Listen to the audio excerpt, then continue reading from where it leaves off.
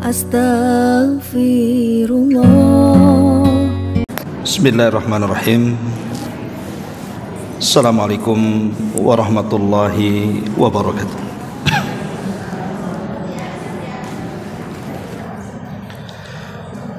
Alhamdulillah wassalatu wassalamu ala Rasulillah wa ala alihi wa sahbihi wa mawalah wa la hawla wa la quwwata illa billahi wa ba'd. Kita lanjutkan kembali kajian kita di pagi hari ini, tetap membahas kitab 175 Jalan Menuju Surga, dan kita masuk pada poin ke 36 halaman 86. Satu pohon kurma di surga. Apa maksudnya? Di sini Nabi SAW bersabda, "Man qala subhanallahil azimi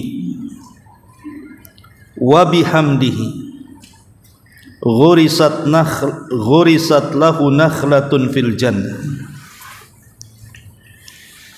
Barang siapa yang mengucapkan subhanallahil azim wa bihamdi, maha suci Allah, zat yang maha agung, dan dengan pujiannya kami memuji, ghurisat lahu nakhlatun fil jannah, maka sebagai imbalannya ia akan ditanamkan satu pohon kurma di surga.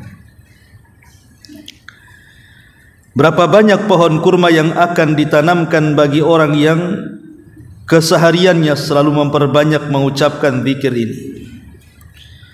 Oleh karena itu, sungguh karunia Allah sangatlah luas dan sangatlah agung, melebihi dari yang kita bayangkan. Allah Subhanahu wa taala berfirman, "Wallahu yudha'ifu liman yasha wallahu wasi'un 'alim."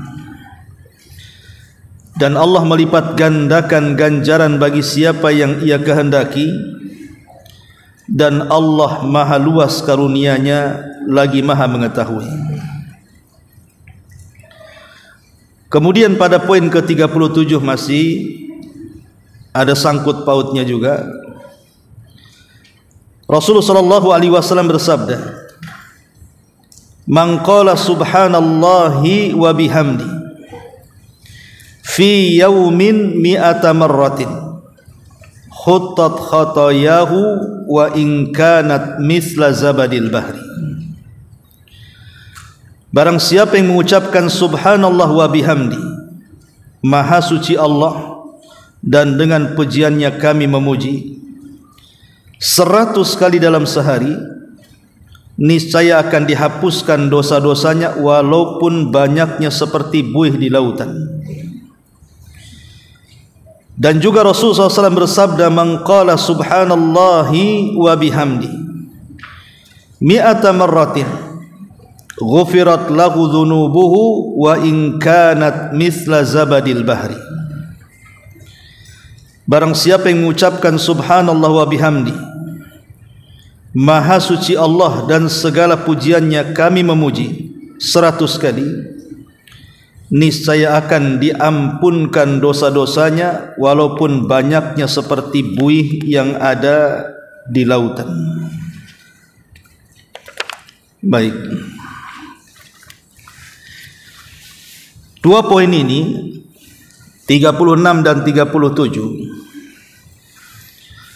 mengajarkan kepada kita tentang zikir yang sangat agung. Dua kalimat, satu kalimat tasbih dan satu kalimat tahmid. Cuman hanya berbeda sedikit lafadznya. Pada poin 36 subhanallahil azim wa bihamdi, tapi pada poin ke-37 subhanallahi wa bihamdi. hanya tambahan al-azim di tengahnya. tapi dua-duanya sama saja.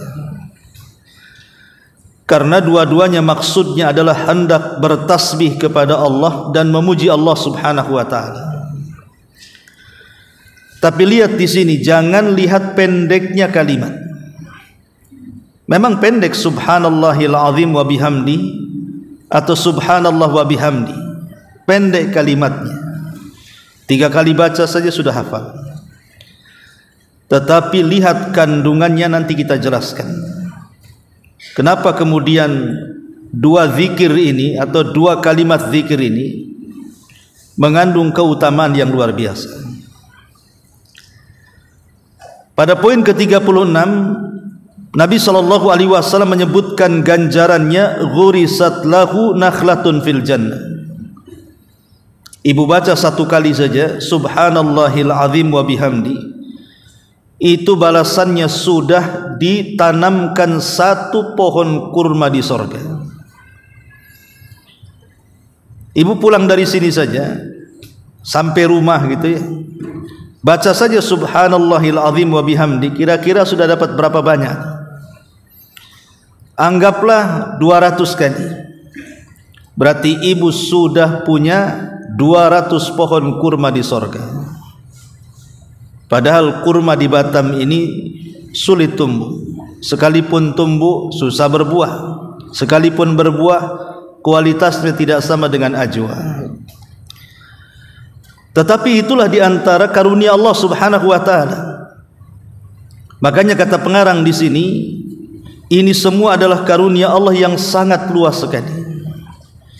Sampai-sampai amalan sedikit tetapi ganjarannya luar biasa. Kan amalannya ringan, hanya ngomong subhanallahil azim wa bihamdi. Tapi sadar ataupun tidak, Bu, bahwa ibu sudah menanamkan 1 pokok kurma di sorga. Ibu jangan bayangkan nanam pohon kurma di sorga dengan nanam pohon di dunia.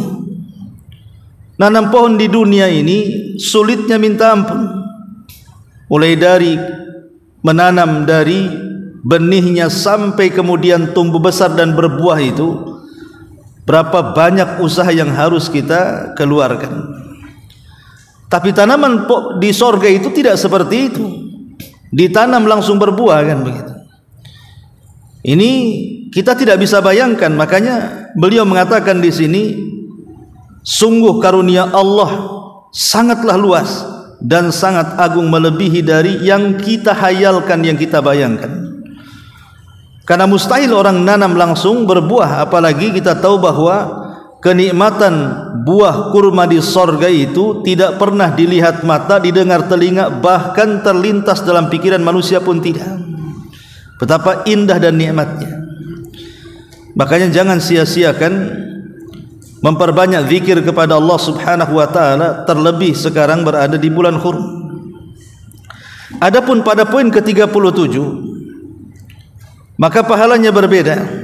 Ketika kita mengatakan subhanallah wa bihamdi 1 hari 100 kali, maka lihat pahalanya. Pertama, khutat khatayahu wa in kanat mithla zabadil bahri.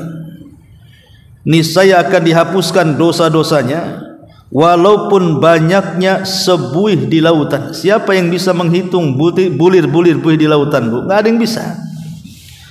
Tidak ada orang yang sanggup menghitung dengan alat secanggih apapun, menghitung jumlah buih di lautan itu. Di sini Nabi SAW menyebutkan kalimat berlebihan seperti ini untuk merangsang kepada kita bahwa kita ini harus terus mengharap rahmat Allah Subhanahu wa taala. Bahwa sebanyak apapun dosa yang kita lakukan, maka rahmat Allah lebih luas dibandingkan murkanya. Cukup kita membaca 100 kali subhanallah wa bihamdi, maka dosa-dosa kita sudah dirontokkan walaupun sebanyak buih yang ada di lautan. Pertanyaan pun muncul, kenapa zikir ini yang hanya menyebut kalimat tasbih dan juga kalimat tahmid, pensucian dan pujian bagi Allah itu sedemikian luar biasa pahalanya? Baik, kita akan terangkan faedah dan manfaatnya. Ma'asyiral muslimat yang dimuliakan Allah Subhanahu wa taala, kita akan bicara kalimat per kalimat. Kalimat pertama bicara tentang tasbih. Subhanallah itu artinya kalimat tasbih. Walaupun banyak sekali ragam bentuk kalimat-kalimat tasbih yang diajarkan kepada kita, tapi ini salah satunya. Kita tidak hendak membahas bentuk-bentuk tasbih, tapi kita akan membahas tentang keutamaan di balik tasbih itu, sehingga menghasilkan pahala yang luar biasa. Pertama, di antara faedah tasbih adalah ibadatul makhluqati jami'an. Tasbih itu adalah ibadah yang dilakukan oleh seluruh makhluk yang Allah ciptakan. Jadi seluruh makhluk yang Allah Subhanahu wa taala ciptakan itu semua bertasbih, bukan kita manusia saja. Malaikatnya, jinnya, binatangnya, tumbuh-tumbuhannya, laut, gunung, langit, dan begitu semuanya dari alam semesta ini semua bertasbih kepada Allah Subhanahu wa taala. Makanya Allah Subhanahu wa taala berfirman, Allah mengatakan tusabbihu lahus samawati sab'u wal ardu wa man fihinna wa in min syai'in illa yusabbihu bihamdihi walakin la tafqahuna tasbihahum. Allah mengatakan semua yang ada di langit dan semua yang ada di bumi semua bertasbih, dan tidaklah sesuatu yang Allah ciptakan kecuali mereka bertasbih dengan memuji Allah, akan tetapi engkau tidak paham tasbih mereka. Dari ayat ini kita tahu bahwa semua makhluk yang Allah ciptakan itu bertasbih kepada Allah Subhanahu wa taala, menunjukkan bahwa tasbih itu ibadah yang luar biasa karena dilakukan semua makhluk yang diciptakan Allah Subhanahu wa taala. Ini yang pertama. Yang kedua, bahwa tasbih adalah ibadatul malaikah, fahum la yafturuna anha laila wa nahara. Tasbih adalah ibadahnya para malaikat yang tidak pernah bosan mengucapnya siang dan malam. Sampai Allah Subhanahu wa taala mengatakan, walahu man fis samawati wal ardi wa man indahu la yastakbiruna an ibadatihi wala yastakhsirun yusabbihuna al-laila wan nahara la yafturun. Di sini ada kalimat yusabbihuna al-laila wan nahara la yafturun. Para malaikat itu bertasbih siang malam dan mereka tidak bosan. Jadi kalau kita bertasbih, hakikatnya kita sedang beribadah seperti ibadahnya para malaikat. Karena ibadahnya para malaikat bertasbih kepada Allah Subhanahu wa taala. Berarti kalau kita memperbanyak subhanallahil azim wa bihamdi atau subhanallah wa bihamdi, berarti kita sedang beribadah dengan ibadahnya para malaikat. Kemudian yang ketiga, bahwa tasbih ini min a'zami asbabi syarhi sadri.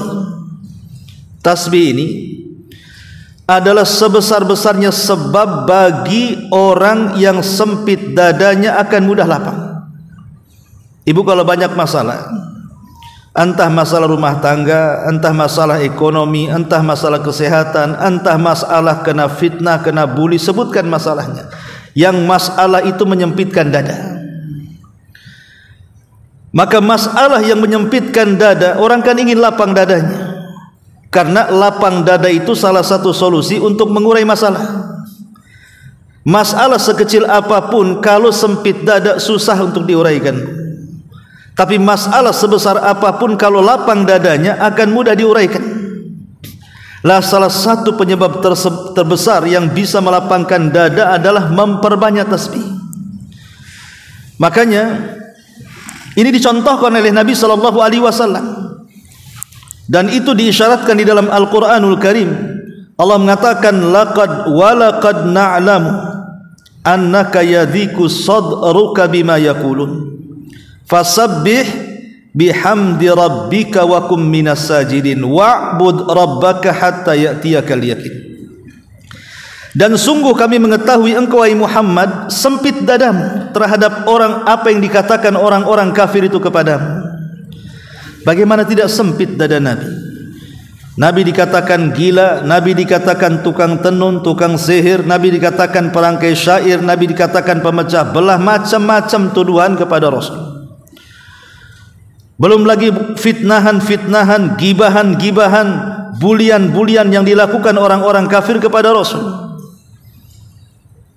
Itu membuat sakit dada Nabi SAW dan sempit. Tetapi Allah Subhanahu wa ta'ala memberikan solusi kepada Nabi SAW agar lapang dadanya. Makanya ketika Allah mengatakan sungguh kami tahu engkau wahai Muhammad sempit dadamu, apa yang mereka katakan kepadamu membuat sempit dadamu, fasabbih bihamdi rabbik, maka banyak-banyaklah bertasbih kepada Allah.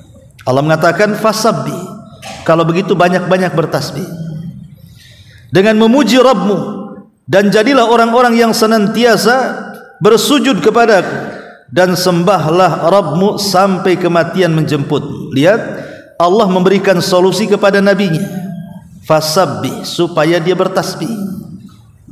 Seolah-olah kalau engkau sempit dadamu wahai Muhammad dan ingin lapang, bertasbihlah. Jadi ini kalimat tasbih ini bukan kalimat sederhana, bisa melapangkan dada. Yang keempat, bahwa tasbih ini min a'zami asbab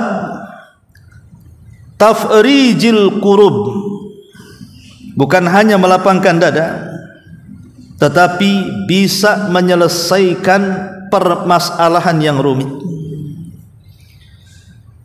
Jadi lebih daripada melapangkan dada, terkadang orang sudah lapang dadanya baru terpikir menyelesaikan masalah.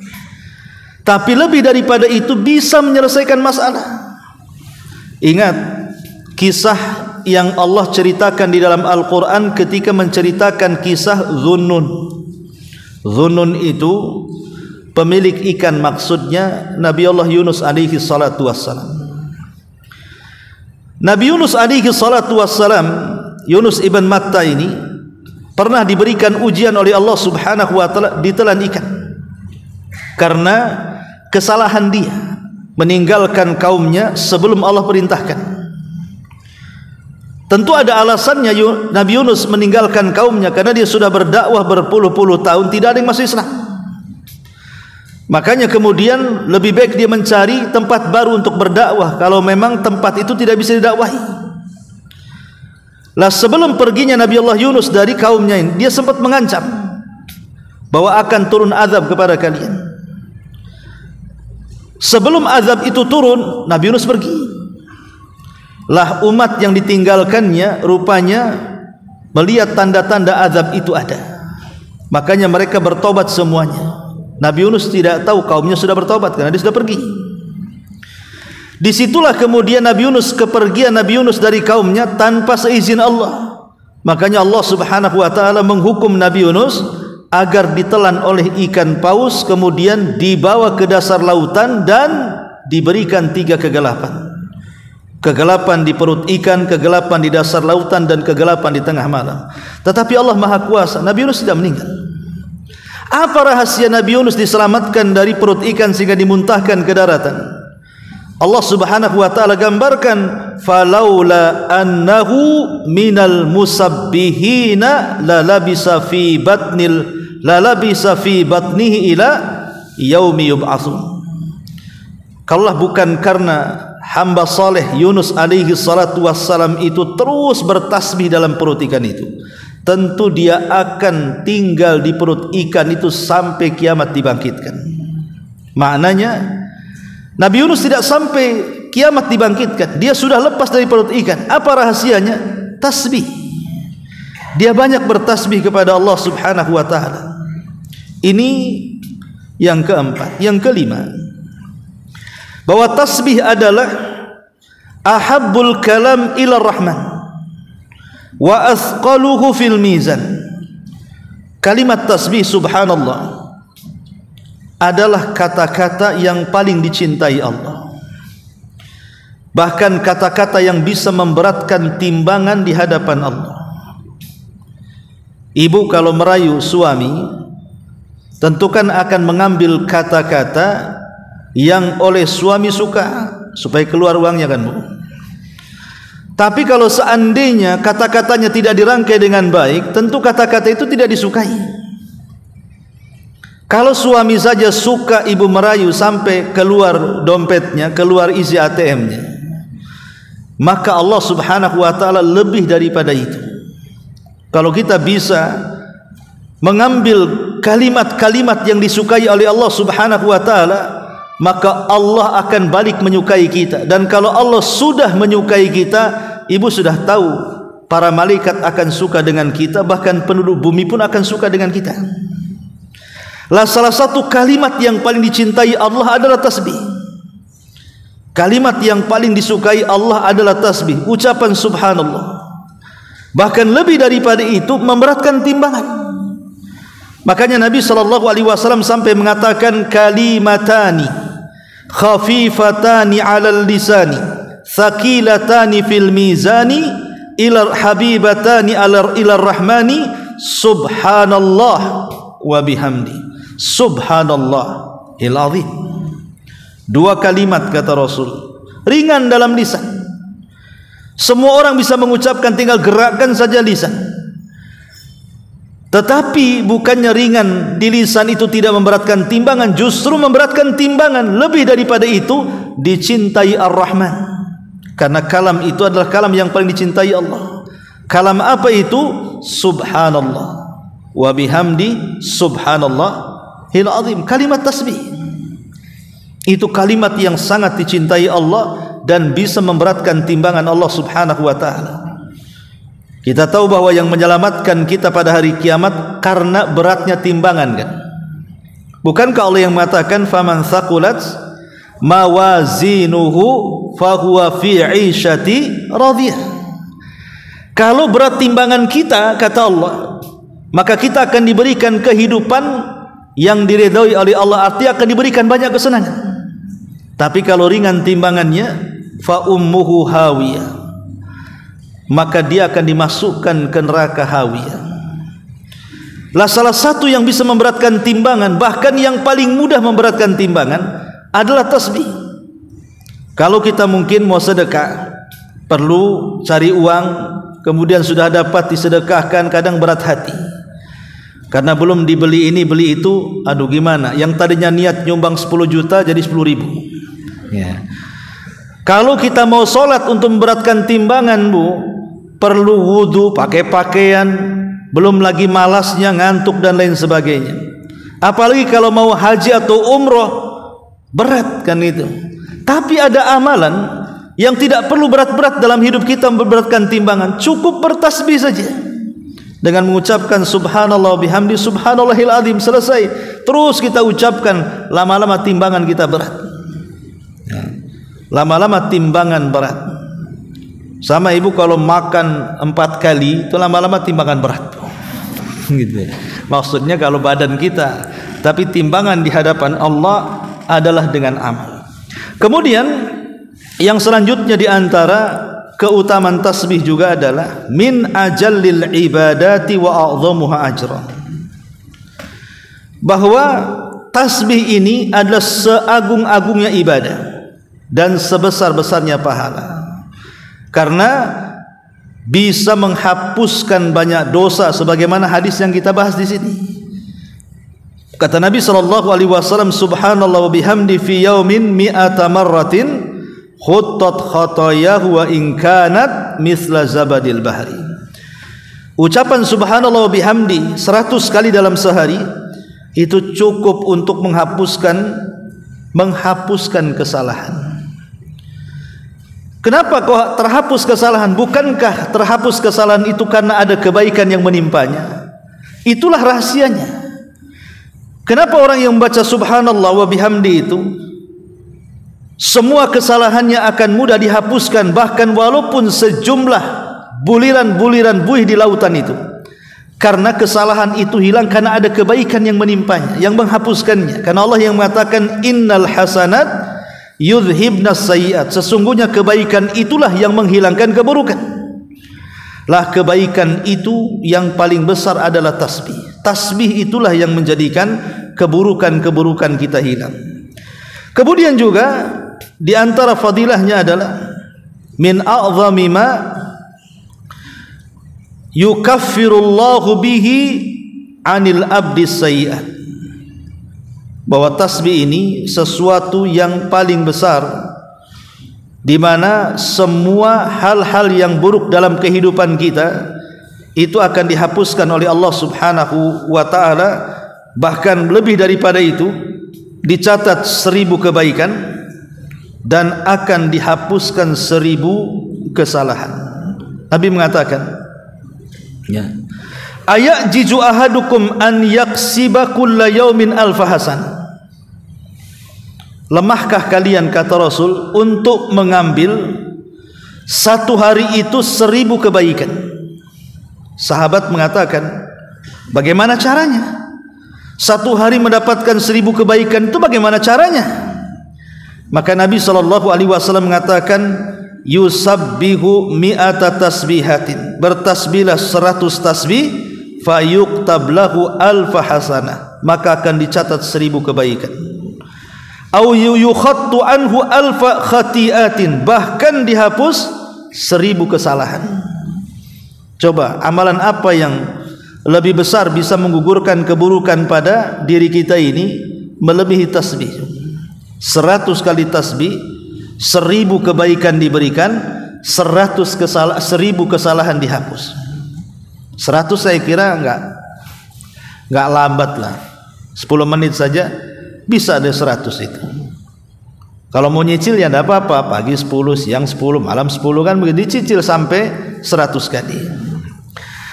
Ma'asyiral muslimat yang dimuliakan Allah Subhanahu wa ta'ala, inilah di antara fadilah kenapa tasbih itu memiliki keutamaan yang luar biasa. Berkata Abdullah ibn Abbas radhiyallahu anhuma, sahabat Abdullah ibn Abbas radhiyallahu anhuma pernah ditanya, ma subhanallah, apa sih rahasia di balik subhanallah? Jadi sahabat Abdullah ibn Abbas ditanya tentang rahasia kalimat subhanallah, apa rahasia di dalamnya?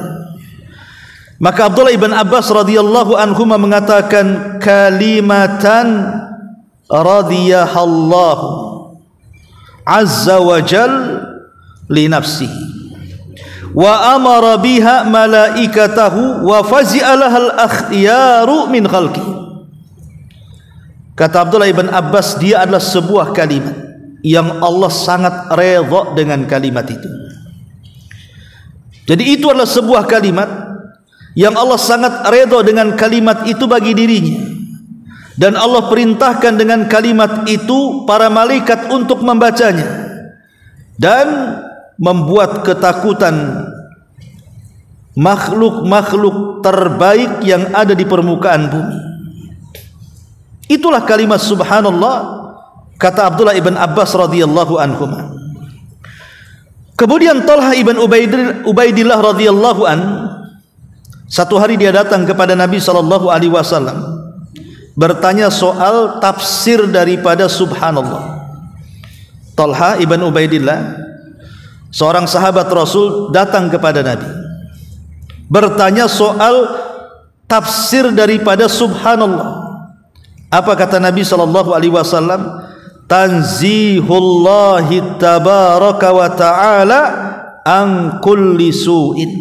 Jadi makna tasbih, kata Rasul, adalah membersihkan Allah, mensucikan Allah dari segala sesuatu yang buruk kepada Allah Subhanahu wa ta'ala.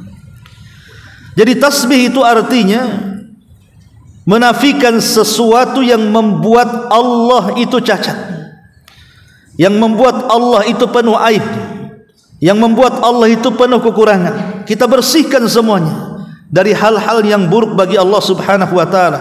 Makanya kenapa kemudian kalimat itu kalimat yang sangat agung. Seperti ibu mamanya, ya contoh saja, ibu mau membela suami, suami ini mungkin dituduh ini, dituduh itu, macam-macam sama orang. Kemudian ibu keluar ingin membersihkan nama baik suami dengan segala daya dan upaya ibu, sampai akhirnya betul-betul suami betul-betul tidak tertuduh lagi, tidak ada lagi tuduhan-tuduhan buruk karena ibu sudah bersihkan semuanya.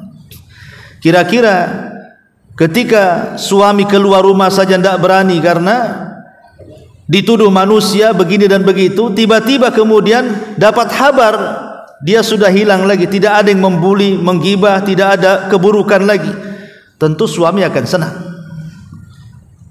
Lah ini kepada makhluk nih.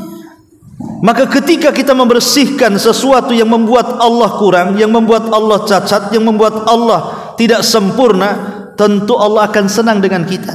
Itulah kenapa kemudian lafaz tasbih ini memiliki rahasia yang luar biasa, karena kita membersihkan Allah dari segala sesuatu yang membuat Allah cacat, yang membuat Allah kurang, yang membuat Allah buruk. Ma'asyiral muslimat yang dimuliakan Allah Subhanahu wa taala. Kemudian ini tasbih. Kemudian kalimat yang kedua adalah at-tahmid. Kalimat kedua adalah at-tahmid. Apa rahasia di balik tahmid? Di sini kan ada dua, subhanallahil azim wa bihamdi. Wa bihamdi artinya pujian yang kita dengannya memuji Allah Subhanahu wa taala. Yang pertama di antara keutamaan tahmid adalah sababun fi mahabbatillah al-wadud. Innal hamda min ahabbil kalam ilallah.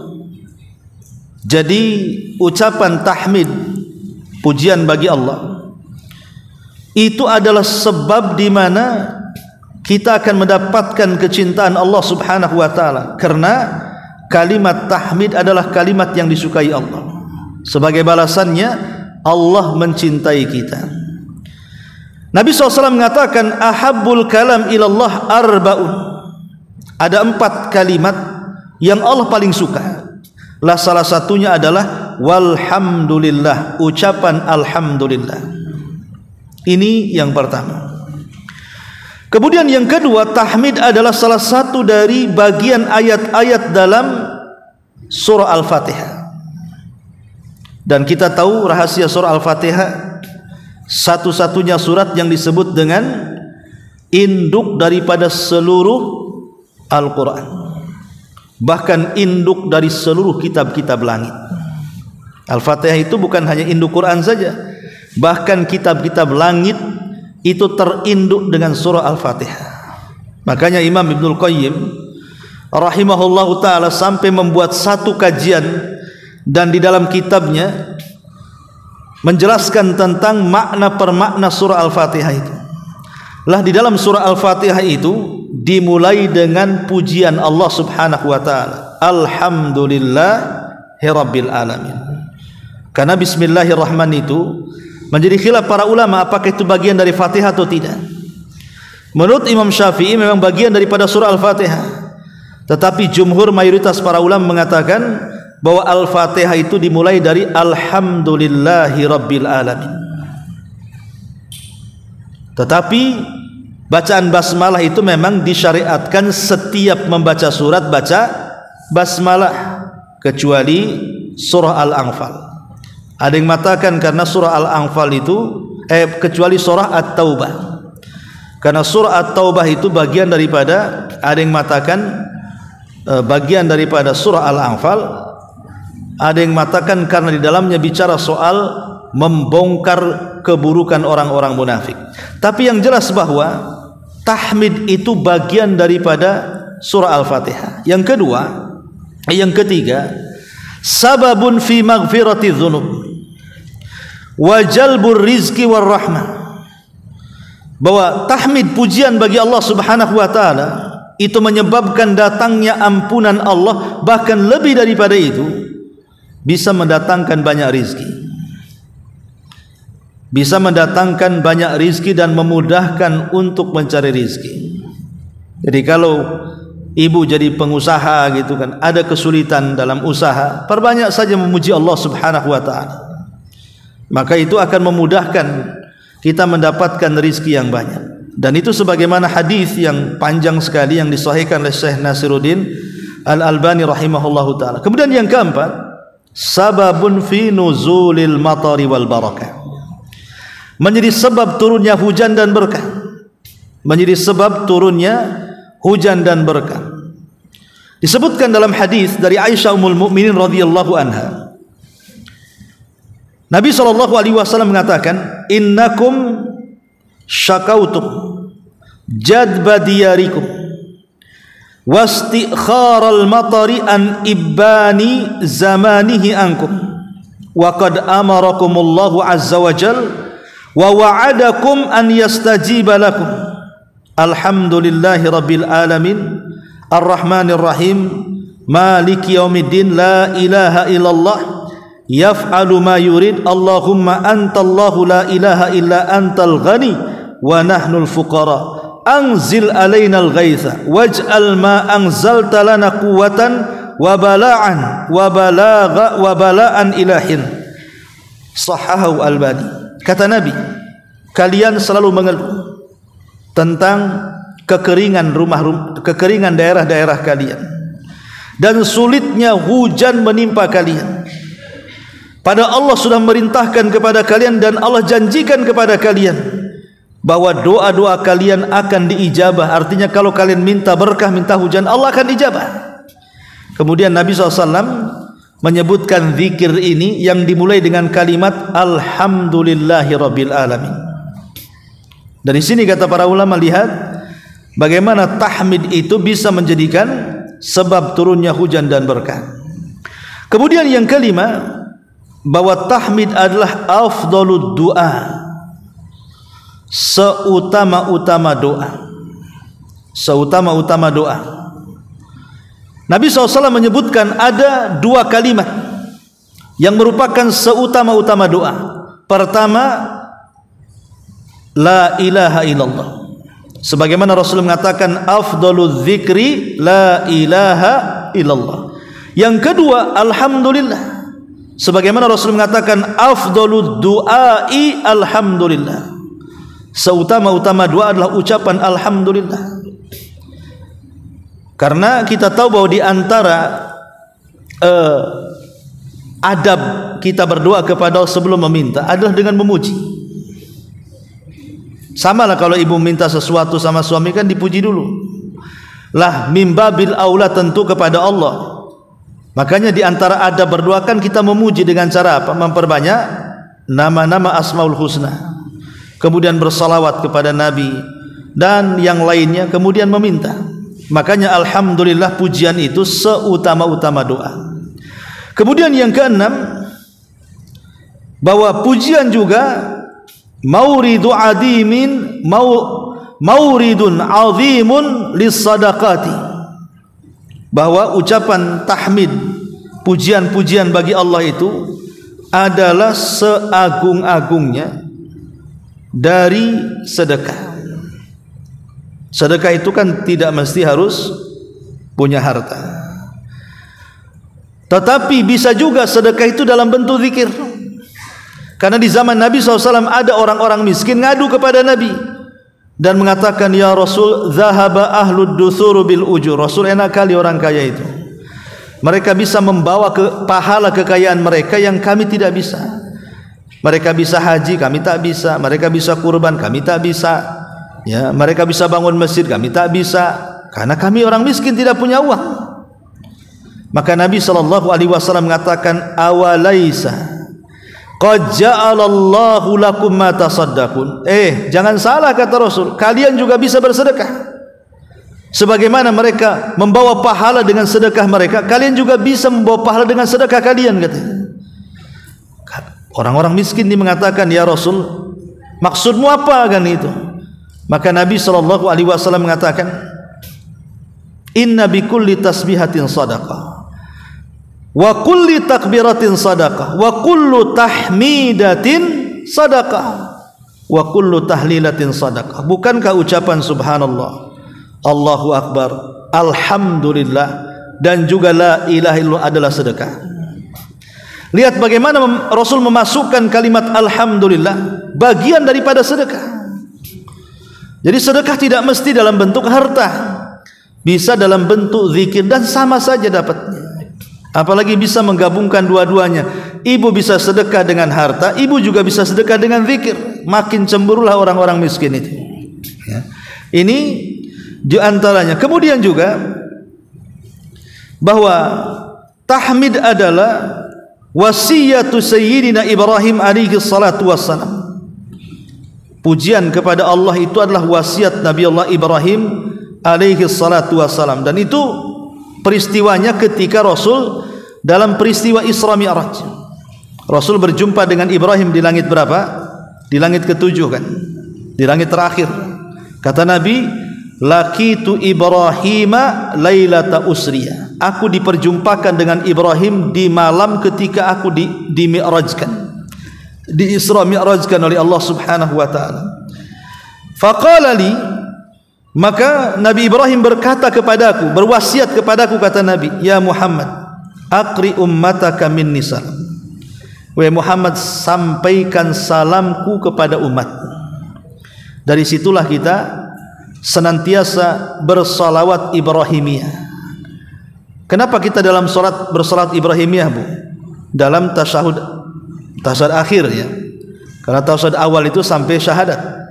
Tasyahud akhir mesti kita salawatkan itu. Allahumma shalli ala Muhammad wa ala ali Muhammad kama shallaita ala Ibrahim. Kenapa kita ini bersalawat Ibrahimiyah? Karena Ibrahim alaihi salatu wassalam sudah menitipkan salam kepada kita lewat Nabi kita Muhammad sallallahu alaihi wasallam ketika peristiwa Isra Mi'raj. Kata Ibrahim, ya Muhammad, aqri ummataka minni salam. Wahai Muhammad, sampaikan salamku kepada umatmu. Wa akhbirhum annal jannata tayyibatu turbah azbatul ma wa annaha qi'an wa anna ghirasaha subhanallah walhamdulillah wa la ilaha illallah Allahu akbar.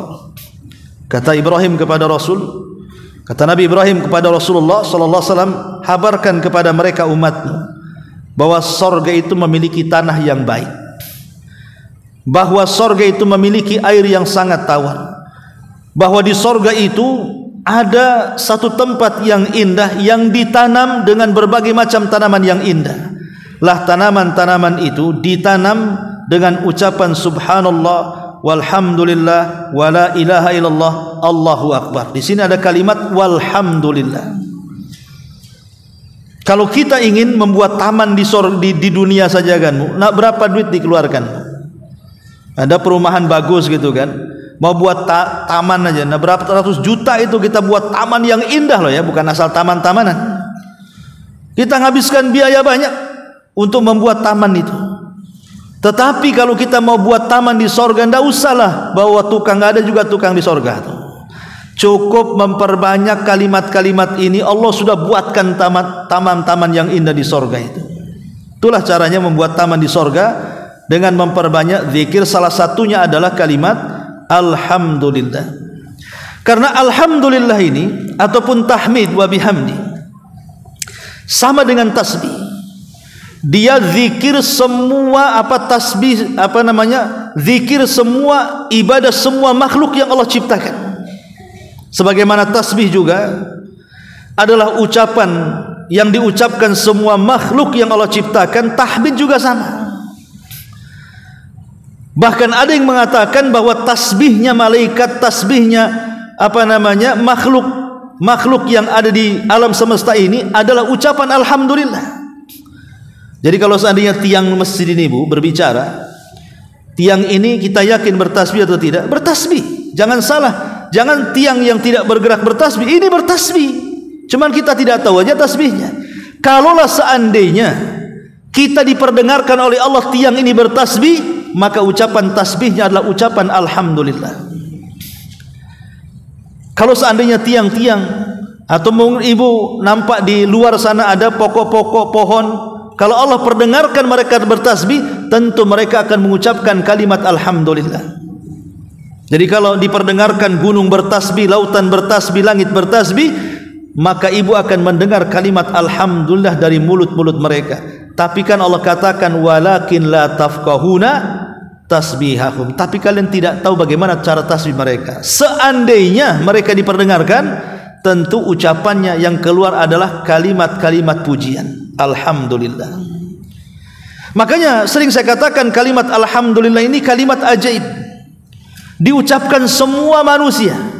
Yang sakit ngucapin, yang kaya, yang sehat ngucapin, yang miskin, yang kaya mengucapkannya, yang kecil, yang besar, yang laki, yang perempuan, semua mengucapkannya. Ibu tidak percaya, tanya kepada orang yang susah, "Cemana kondisimu?" "Alhamdulillah Ustaz, masih bisa makan." Masih bisa mengucap alhamdulillah dia. Datang kepada orang kaya, "Macam mana nasibmu?" "Alhamdulillah, usaha pesat, lancar jaya." Datang kepada orang sakit, "Cemana kabarmu?" "Alhamdulillah, sebelah kemarin mati, saya masih hidup." Ya. Ngomong sama orang sehat, "Cemana kabarmu?" "Alhamdulillah, penyakit belum ada, tak tahu besok." Jadi ucapan alhamdulillah ini semua ngomong, mau yang kaya, mau yang miskin, mau yang sehat, mau yang sakit, pasti mengucapkan kalimat ini. Karena Allah Subhanahu wa taala itu memang layak dipuji, baik kita sakit ataupun kita sehat. Allah itu layak dipuji baik kita miskin ataupun kaya. Bukan berarti Allah dipuji bagi orang kaya saja, Allah dipuji bagi orang sehat saja. Allah dipuji dalam kondisi apapun manusia. Maka kita harus memuji Allah Subhanahu wa taala. Lah dari sinilah kenapa rahasia tasbih luar biasa. Makanya dua riwayat ini jadikan dalam lisan kita untuk bahasa mengucapkan subhanallahil azim wa bihamdi ataupun subhanallah wa bihamdi. Ini ucapan yang ringan, sangat dicintai Ar-Rahman, berat dalam timbangan, dan kita bisa melakukannya. Ini bukan perkara berat, cuman digerakkan bibir saja sudah bisa mengucapkannya. Inilah di antara rahasia yang disebutkan di dalam keterangan para ulama. Ma'asyiral muslimat yang dimuliakan Allah Subhanahu wa taala. Kembali kepada kalimat di sini. Man qala subhanallah, barang siapa yang mengucapkan subhanallah. Ibu mau nambahil azim ya enggak apa-apa, ibu tidak menambah juga enggak apa-apa. Bisa dibaca subhanallahil azim atau subhanallah saja. Bisa dua-duanya. Begini Bu ya, kita bawa tasbih ini sedikit kita singgung yang tersisa. Dia adalah alamat daripada alamat iman. Alamat dari alamat iman itu adalah bertasbih dan juga bertahmid, menggabungkan keduanya. Tasbih dan tahmid itu alamat iman.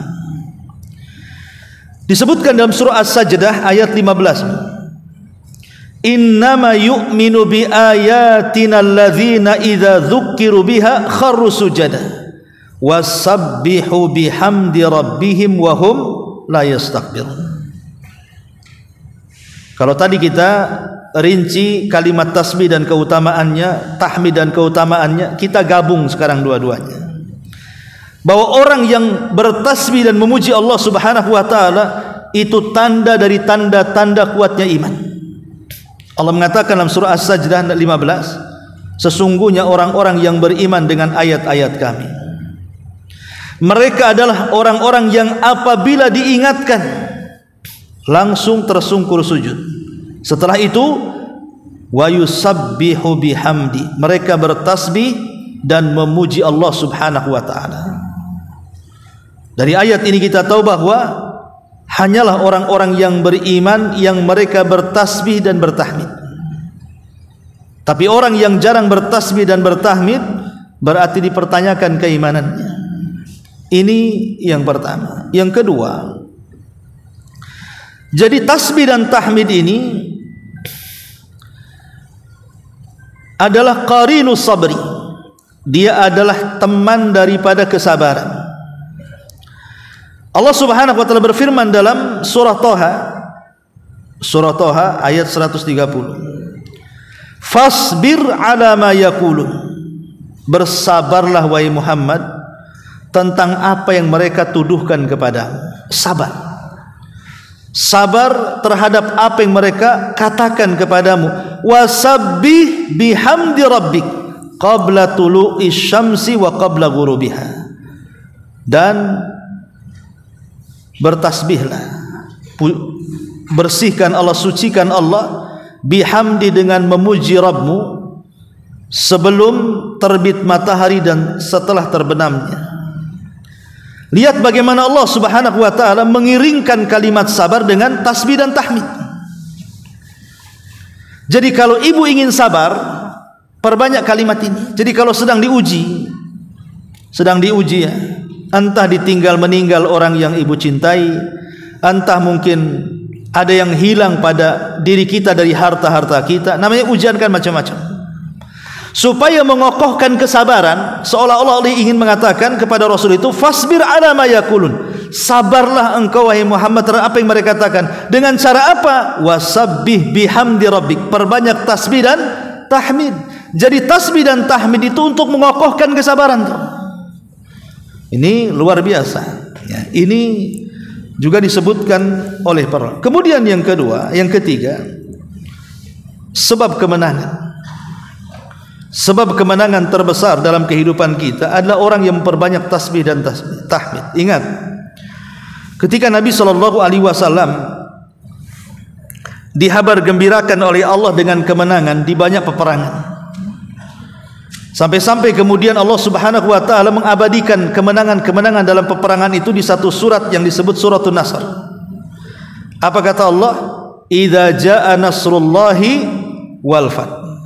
Apabila datang kemenangan Allah, maksudnya di Badar, di Hunain dan di perang-perang yang lainnya, wal fath, dan pembukaan kota Mekah. Kemudian Allah mengatakan wa ra'aitan nas.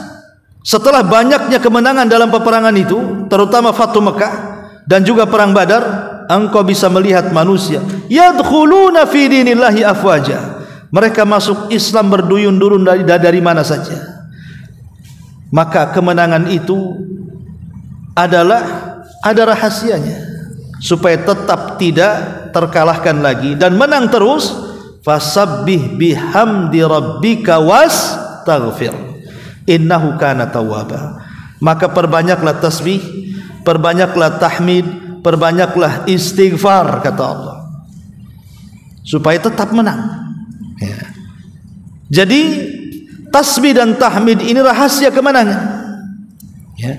Rahasia kemenangan yang Allah Subhanahu wa taala anugerahkan kepada kita.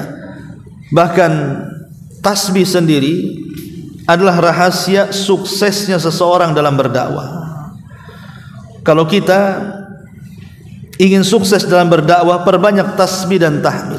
Pamannya ibu mau mendakwai seseorang supaya orang itu sadar, mau mendakwai ibunya ibu yang mungkin masih belum sholat, atau mungkin saudaranya yang masih berbuat maksiat gitu ya. Ingin berdakwah kepada mereka supaya Allah memberikan hidayah taufik kepada mereka. Karena kita kan hanya bisa memberikan hidayah irsyad saja, ini hak, ini batil, ini baik, itu buruk, itu saja. Yang memberikan kesadaran kan Allah. Maksudnya supaya mempercepat kesadarannya, dari dakwah yang kita sampaikan adalah dengan cara memperbanyak tasbih. Allah mengatakan, "Qul ma as'alukum alaihi min ajrin illa man syaa'a an yattakhidha ila rabbih sabila wa tawakkal 'alal hayyil ladzi la yamut wasabbih bihamdihi wa kafa bihi bidzunubi ibadihi khabira." Katakan ya Muhammad, aku tidak meminta kalian untuk memberikan balasan kepadaku dalam dakwah, kecuali orang yang Allah kehendaki untuk mengambil jalan Rabbnya.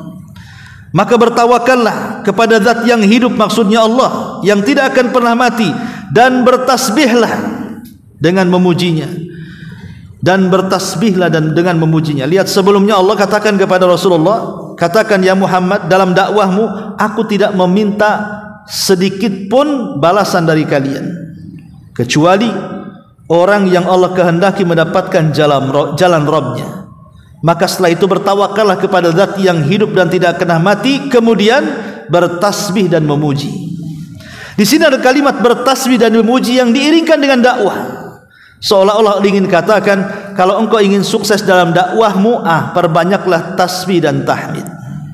Jadi begitu besarnya kemudian faedah tasbih dan tahmid ini yang luar biasa yang terkandung dalam zikir ini. Wallahu a'lam bishawab. Ini keterangan yang bisa saya uraikan. Sebelum saya tutup, silakan kalau ada yang bertanya.